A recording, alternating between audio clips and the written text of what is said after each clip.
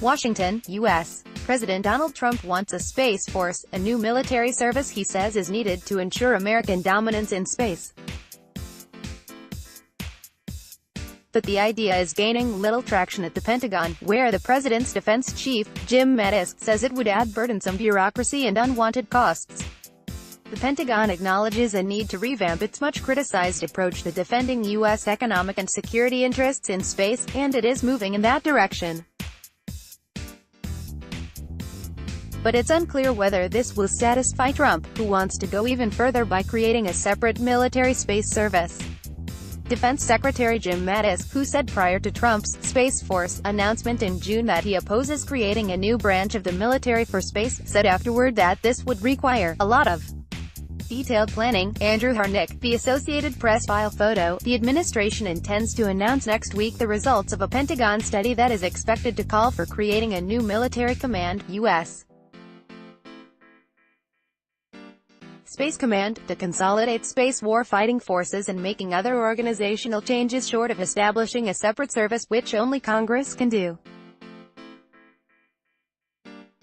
Any legislative proposal to create a separate service would likely not be put on the table until next year.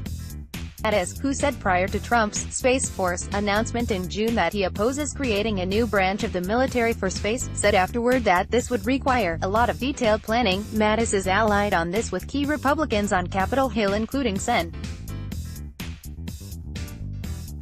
James Inhofe, a member of the Senate Armed Services Committee who opposes a separate Space Force but is open to creating a Space Command.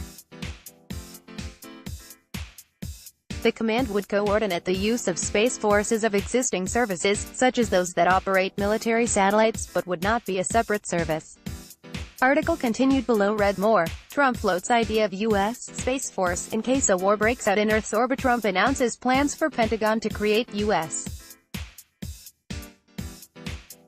Space Force. Editorial cartoon. Theo Medakis, Space Force. Mattis's chief spokesperson, Dana W. White, said Friday he believes that consolidating space functions will ensure we move at the speed of relevancy. Space is a joint war-fighting domain that the U.S.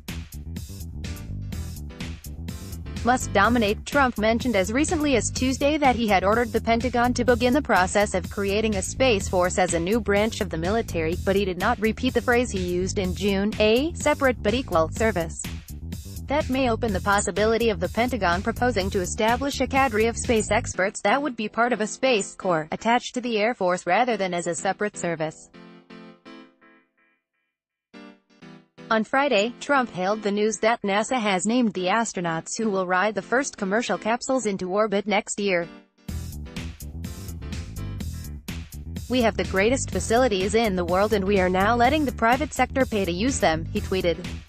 Exciting things happening. Space Force. Article continued below. Trump's focus has generated an unusual level of talk about space, but with little clarity. At the moment, there is no concrete proposal on the table for what a Space Force will look like or what it will do, said Brian Whedon, an Air Force veteran who is director of program planning at the Secure World Foundation, which promotes peaceful uses of outer space. "It's just sort of a notional concept." U.S. President Donald Trump announces that he is directing the Pentagon to create the Space Force as an independent service branch. The Associated Press. Whedon points out that creating a new service would not address what is generally seen as a need for a more coherent force to defend U.S. interests in space, since by law service recruits, trains and equips troops but does not do combat. That is why a Space Command is being considered, since it would be the combat arm for space much as Central Command is the organization responsible for combat operations in the Middle East. Aside from the organizational issues, the Pentagon's role in space is under scrutiny because of the recognition that the United States is increasingly reliant on satellites that are difficult to protect in space. Satellites provide communications, navigation, intelligence and other services vital to the military and the economy. Whereas space has long been America's technological edge, it is increasingly seen as its Achilles heel. War in space is not just Hollywood fiction. The U.S. Intelligence agencies reported earlier this year that Russia and China are pursuing non-destructive and destructive anti-satellite weapons for use during a future war. A related problem that the Pentagon has struggled to address is the sluggish pace of developing and acquiring satellites through the Air Force Space and Missile Systems Center, which could be replaced by a new space development agency. In an interim report to Congress in March on ways to reorganize its space organizations, the Pentagon said it is making changes to ensure that we are prepared for potential conflicts in space. This includes making satellites more resilient to potential attack by Russia or China. Deborah James, who was the civilian leader of the Air Force for the final 3 years of the Obama administration, said at a think tank forum Monday that creating a separate space force does not address the legitimate concerns about U.S. space defenses.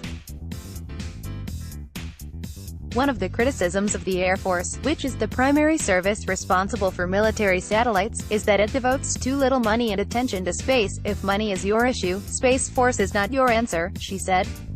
If the logic of creating a separate space service were applied broadly, she said, it would imply other radical changes such as creating a single nuclear service by combining management of the strategic nuclear weapons of the Air Force and Navy, which no one is considering.